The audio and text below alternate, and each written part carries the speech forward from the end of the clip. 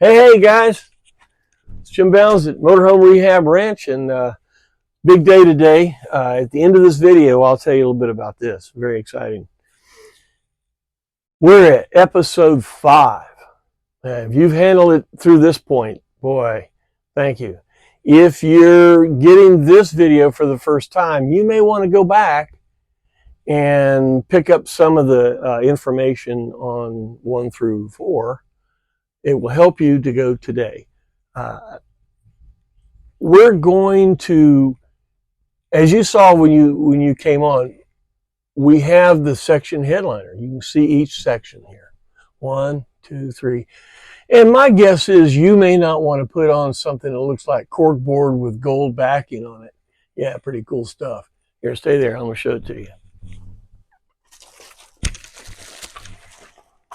Yeah, you may not want to do this, but I thought it was a very, very cool pattern. Never seen it before. And my black trim really stands out. So in the future, when one of you guys come over here, yeah, there you go. Next time you guys come and you see the coach, it'll be real easy to pick out what's going on here, and you'll be able to see the section headliner. And I kind of like the way it looks. So since I saw you last, let's talk about what I did to get it to this point. Look on over here. Here's where we are. How did we get there? Jim, push it this way a bit. No problem. There we go. Got it? My camera girl keeps us straight. So here's the headliner panel. And if you blow this, if you zoom in on this thing, originally I told you that the panels were glued up. That one big panel was glued up with liquid nails. Well, the panel came out in one piece, and there's no sign of any glue or adhesive. When I took out the trim piece that held the bunk bracket, or the trim piece for the bracket, and the surround for the vent, headliner fell out. Okay, so was it the right thing to do? Yes, it was. So what do you do with something that's been a trusty headliner for 50 years? It goes out. Okay, so come on over here. Let me show you a few things. First, if you go back to the earlier episodes of the walls, put out the 1/8 inch Luan table and cut the pieces using the Olfa knife. Mr. Olfa knife. Very nice thing to have. Okay? Each panel was measured, cut, and then it was fitted the way we were last time. Now, here's the panel. This is panels being fitted. Each panel, you could put every one of them in upside down or backwards, right? So each panel you point, you take a Sharpie and you draw what is the forward edge and which panel it is. And you put an X on the bottom of the panel. Why?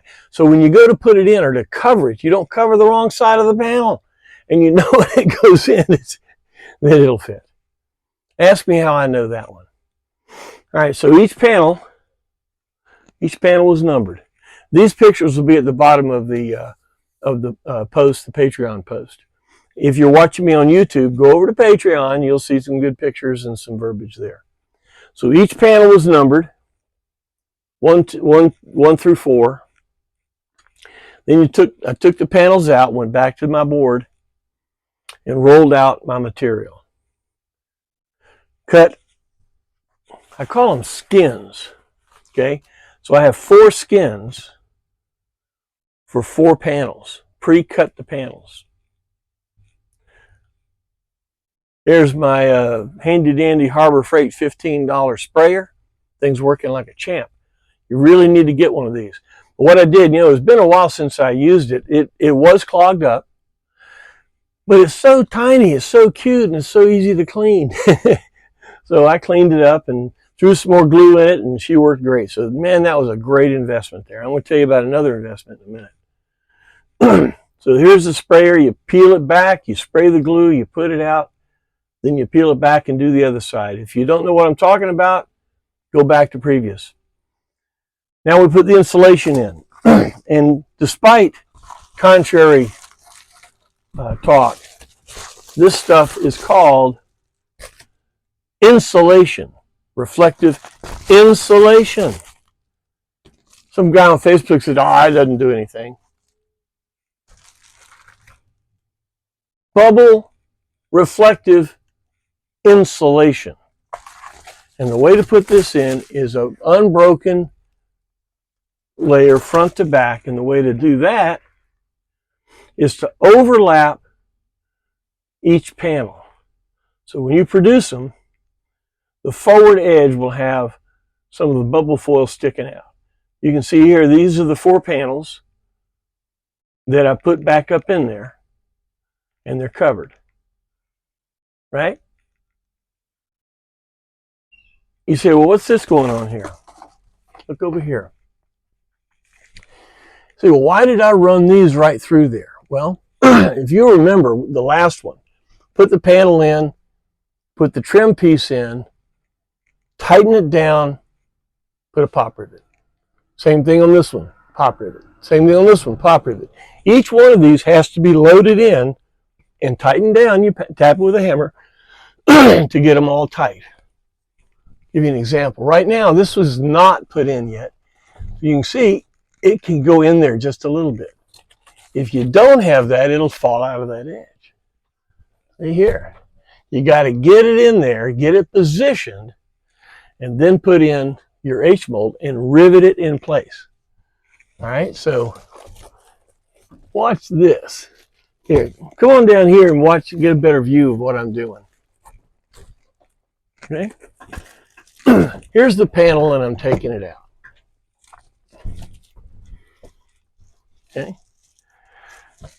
Insulation sticks out the forward side. Make it a little short here because when it goes up in here, you want it to fit the H-mold real nice. Okay. So pop it in there real close. Each side needs to be close to where it's going to be. That way you don't have to slide it as much. And you put it up in place. Now, you got to get it into the H-mold. Push it up. And pull it into the H-mold. Up. Both sides need to go in.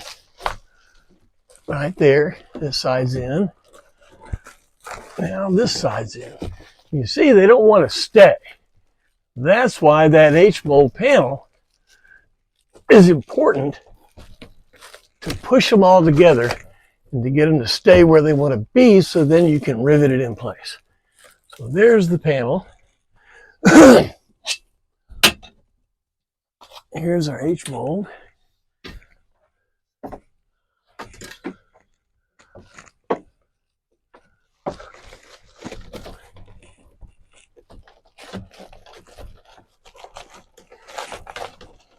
Gotta get it right under the edge of that material. Right in there. Get that to go in there.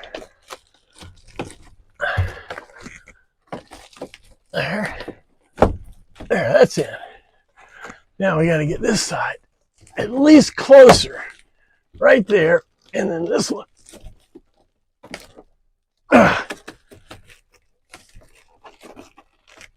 Right there. That one pops out. That's all right. What we're going to do next is I'm going to rivet this side in place. 1/8 inch drill bit.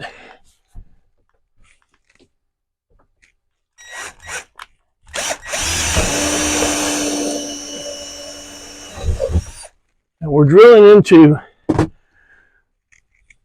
the cross member right here. It moved. I'm going to drill again. There we go. All right, let me drill that one more time.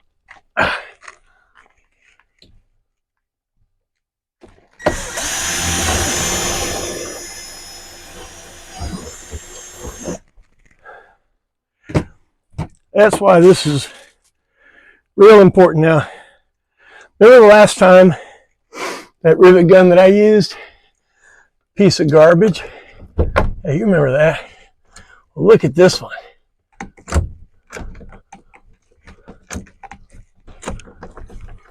This is a nice rivet gun.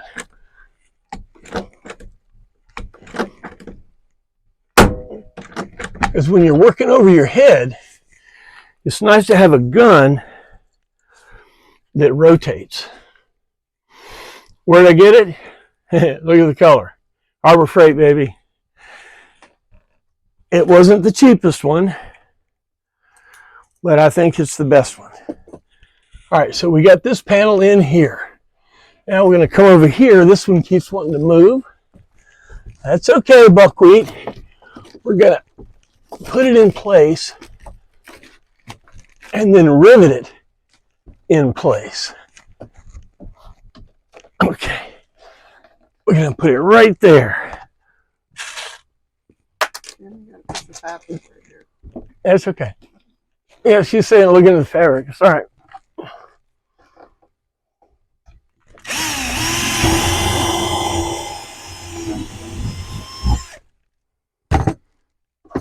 Okay.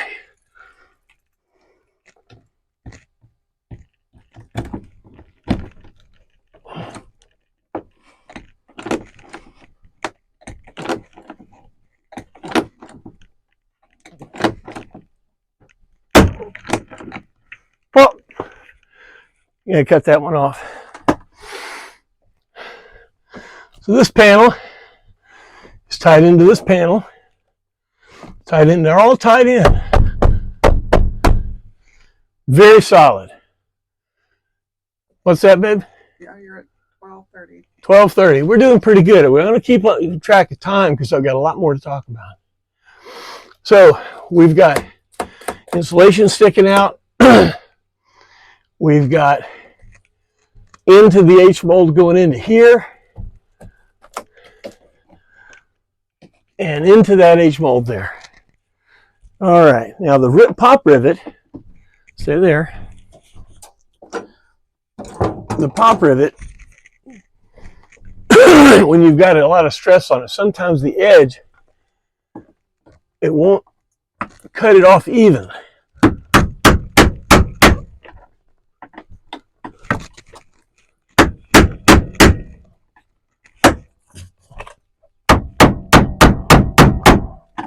There we go. Now we're going to break that off. There we go. All right.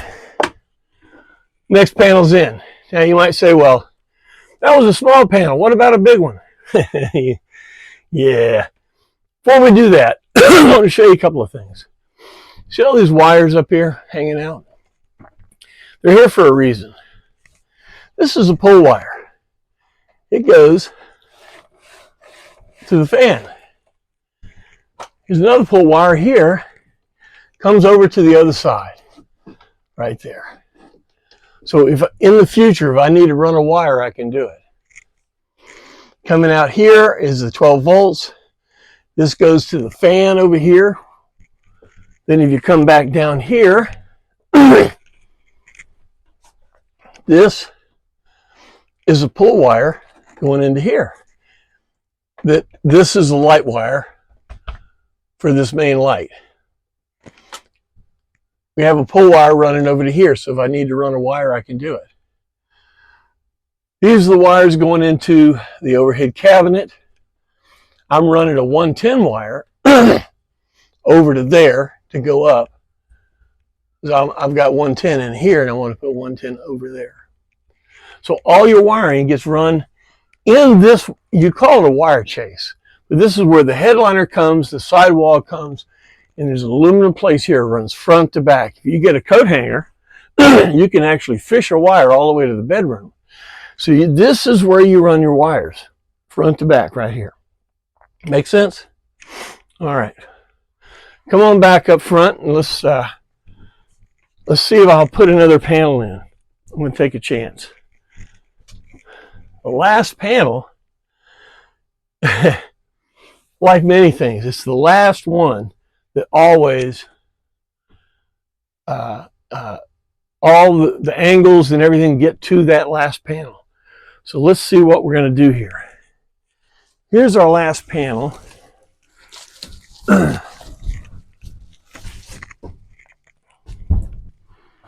Now, it's a 24-inch panel. It's a good, healthy one. If you remember on the last video, this panel had to be notched out for this plastic piece of the front headliner cap. That had to be notched out. It was about an inch and an eighth or something on each side. But the panel will still, it will go from here all the way to there. So that's a big panel. Let's see. I'm going to put one side in the lip, other side in the lip on that side.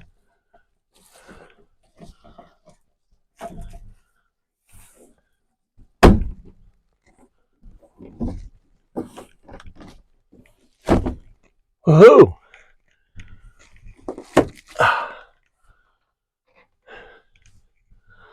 Yeah, pretty good. It's in.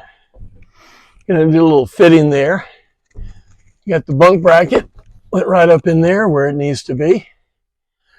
Now I've got this last piece. I'm not going to be able to do this on the video because I haven't done this before. If you look at the profile of this stuff, it's a half an H mold. Call it a small H. Can you see it? The headliner panel will go into here and it will end it in the front with this. Home Depot. Home Depot lately has really been impressing me. Actually, Home Depot started carrying, and I know they had to start carrying it because I looked everywhere. They carry the reflective bubble foil now too, Home Depot. Theirs are 4-foot lengths, which actually works out better.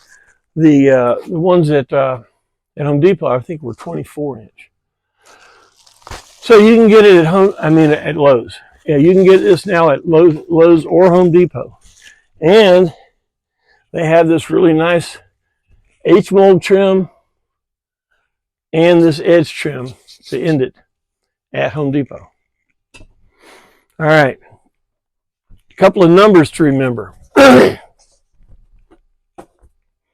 These panels, whether it's 24-inch or these 8.5s, the reason I did this was I used some of this faux black gator that I had before. I used it in a panel here because this is going to be where the fan is, and it's got a black trim. So that's going to be a nice little look there. So this panel I made and cut in half, put half here, put half here, put that one in the middle. But all of them were the same length. And that number, gentlemen, is 72 5/8 inches. If you make that panel 72 5/8 inches, not 4/8, 5/8, it will pop into place like you just saw me do that one. What the width is, of course, the smaller, the easier it is to work with and to fit to the next one. But all of the panels need to be tied in and tight together. Make sense? Well, look, this is a section headliner.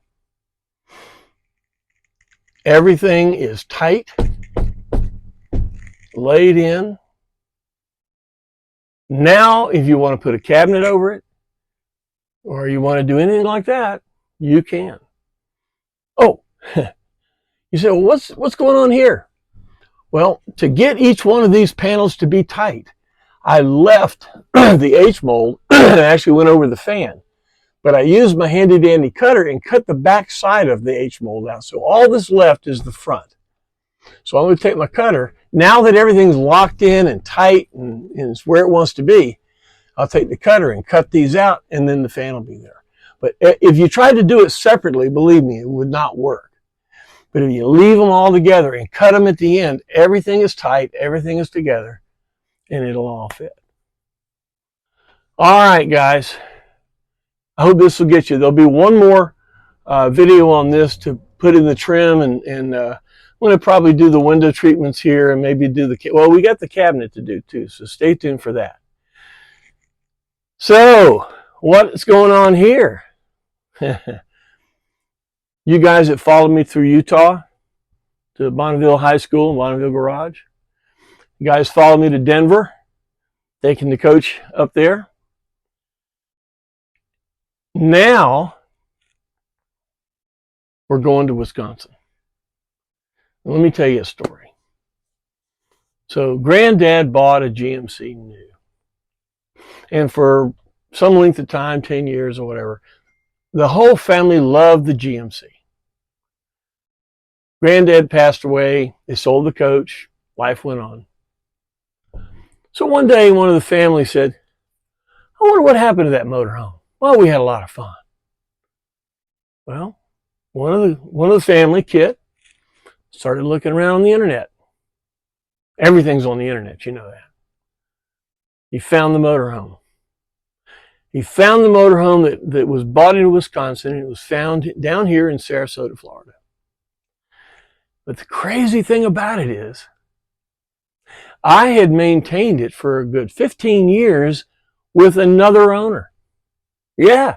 So this motorhome, I really know this motorhome. So Kit flew down. We went over and looked at it. Looked good. We made a plan. March the 12th. We should be leaving Sarasota, Florida to drive the family, family motorhome back to Wisconsin. The trip will go, everything that goes north or goes west goes through Bessemer, Alabama. So we have an appointment to go see Mark Creel at Alabama RV in Bessemer, Alabama, the night of the 12th or the morning of the 13th. So we'll do a checkout on the motorhome, see what fell off. And then we're heading to Wisconsin. This is what it's all about, guys. This family found this motorhome. And it will, now the granddad know, but the grandkids now can be in the motorhome. Follow me on this. It's going to be next week. I told them, let's do it, but we're going to wait until it's warmer. I learned going to Denver, I didn't want to do that cold stuff. So here we are. We've waited out the cold, and we're on the way. We're going to do some videos on the trip, bring you with us, and this is going to be great. Thanks for putting me into this. Thanks for getting me involved. And follow this now. This is going to be a good one. Hit like and subscribe, and tell all your friends, because this is going to be a good one. Ranch hands. Hey, y'all, watch this. See you later.